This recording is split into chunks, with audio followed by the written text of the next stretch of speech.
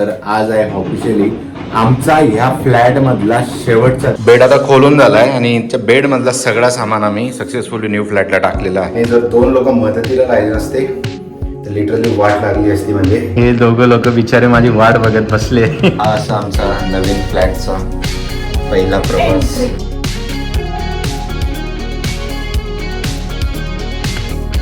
Good morning everyone and welcome back to new blog. तर आज आहे ऑफिशियली आमचा ह्या फ्लॅट मधला शेवटचा दिवस. येस, तुम्हाला सगळ्यांनाच माहिती आहे की आम्ही फ्लॅट चेंज करणार होतो आणि शिफ्टिंग करायची होती, त्यासाठी तो दिवस आलाय आणि अशा प्रकारे आमची थोडी सुरुवात झाली आहे. इतक्या मेमरीज आहे या फ्लॅटच्या. म्हणजे आपल्या बेसिक सांगायला गेलं तर यूट्यूब करिअरची सुरुवात आपण या फ्लॅटमधून केली होती आणि यूट्यूब चॅनलची सुरुवात आपण ह्या फ्लॅटमधून केली होती. त्याच्यामुळे काही विसरता तर नाही येणार. बट फ्लॅट सध्या खूप मेसी आहे. आम्ही सामान आता हळूहळू काय करतोय ना, एक सेक्शन काढतोय. आधी बेडचा, हॉलचा आणि लास्टला मग किचनचा. असं 1-2 दिवसात आम्ही शिफ्ट करू. आता सगळे तर नाही दाखवू शकत कारण सगळीकडे सामान आहे, बाहेर आवाज चालू आहे. बट तुम्ही थोड्या फिलिंग समजू शकतात. आणि अशा प्रकारे शिफ्टिंगच्या वेळेस काय धावपळ होते ती आमची होणार आहे. बरेचसा पार्ट शूट होणार नाही कारण आम्ही आमच्याच गडबडीत राहू. कारण आम्हाला अजून ट्रिपचं आणि त्याच्यानंतरचं आमचं जे बनलेलं स्केड्यूल आणि त्याच्यात झोप नाही, त्याचा हँगओव्हरमधून आम्ही निघालो नाही आहे.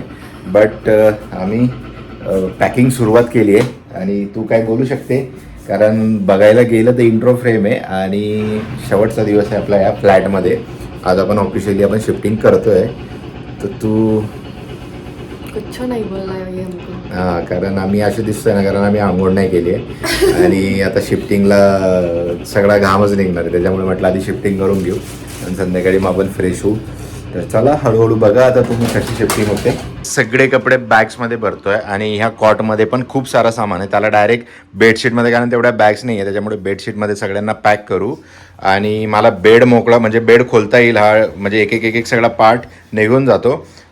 कबड खाली होईल, बेड खाली होईल आणि त्याच्यानंतर सोफा, फ्रीज, वॉशिंग मशीन, असं जे मोठा पार्ट आहे ना तो काय करणार आहे मी, हा सगळा मोठा पार्ट टेम्पोमध्ये टाकणार आहे जो की एकत्र शिफ्ट होईल. आणि हा सगळं सामान तिकडे गेल्यानंतर त्या फ्लॅटला पोहोचल्यानंतर नवीन फ्लॅटला तिथं मग आम्ही हा घेऊन जाणारा सामान आम्हाला रचता येईल. तर असं बेसिक एक थोडंसं प्लॅन आहे आणि तोच फॉलो करेल.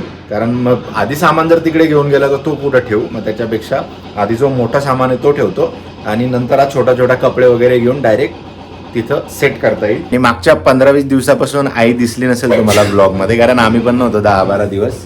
आणि तसं बघायला गेलं तर मी पण खरंच खूप कमी टाईम दिला आहे आईला, कारण आमचं आल्यानंतर बाहेरचं स्केड्यूल आणि सगळं कामाची गडबड हीच चालू होती.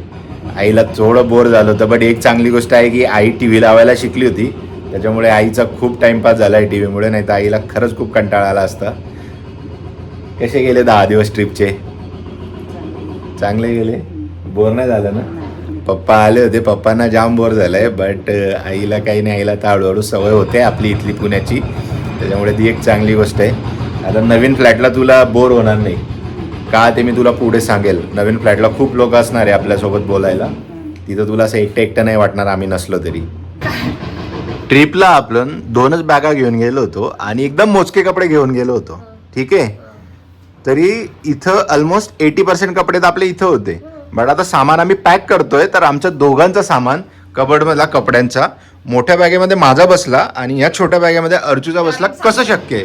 कारण जे आपले ट्रिपचे कपडे म्हणजे स्वेटशर्ट जाड ते एक तर दोरीवर आहे आणि अर्धे मशीन. ओके, मी तोच तर विचार करतोय, म्हटलं दोघं बॅग मध्ये कसा सामान बसला. म्हणजे जीन्स आणि ते स्वेटशर्ट, सगळे स्वेटशर्ट बाकी आणि जीन्स सगळ्या दोरीवरती आहे. मी वही तो कन्फ्यूज हो गया की दोघं बॅग मध्ये नाही, माझा तर झालाय ऑलमोस्ट, माझा थोडंफारच बाकी आहे. अच्छा, मग ठीक आहे, ते वो सॅक में डाल देंगे. सगळ्या लॅपटॉपच्या बॅग तिकडे ठेवलेल्या, प्रत्येक बॅगेत एक लॅपटॉप. बेड आता खोलून झालाय आणि त्या बेड मधला सगळा सामान आम्ही सक्सेसफुली न्यू फ्लॅटला टाकलेला आहे. आता कॉट आणि कबड ह्या 2 गोष्टी फक्त बेडमधून काढायच्या आणि हे तर नंतर वगैरे. आणि मेन आपले शूटर आलेले आहेत, एक शूटर नंबर 2 आणि शूटर नंबर 3. सगळे असे एकदम. आता किचनची बारी आहे, त्याच्यामुळे किचनचा सगळ्यात मेन सेटअप जो आहे तो आहे किचनचा.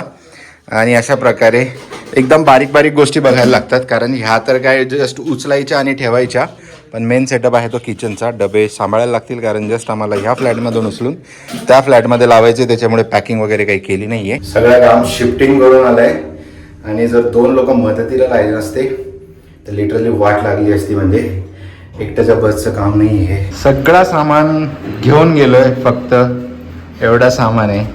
आणि हे दोघं लोक बिचारे माझी वाट बघत बसले कारण तिकडे सोफा लिफ्टमध्ये गेला नाही, त्याला चढवला, त्याला स्टेअर्सने चढवला कारण सोफ्याची साईज एवढी मोठी आहे ना की गरज पडते ना, दिसतंय ना.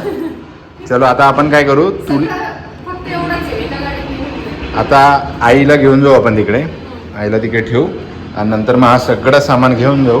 हा टेबल आम्ही गाडीवर नेणार आहे, TV पण नंतर. इथला तर हो हो ते आपल्याला 4-5 चक्कर होणार आहे, ते एका चक्करमध्ये होणार नाही आहे सगळं. सगळं आहे. आणि अशापैकी हा एकदम असा छानसा फ्लॅट आम्ही सोडताना बघा, चेअरमॅन लोक किंवा बाकी लोकांशी माझा काय वाद झाला तो तर आहे. सगळ्यांना मी फाट्यावर मारलं, गेले सगळे जो त्याच्या घरी, मला काही कोणाशी घेणं देणं नाही, ठीक आहे. बट ओनर चांगला आहे, ओनर चांगला आहे, त्याच्यामुळे आपण नेहमी जे चांगले आपल्याशी रिलेशन असतात त्यांची कशाला खराब करायचे ना.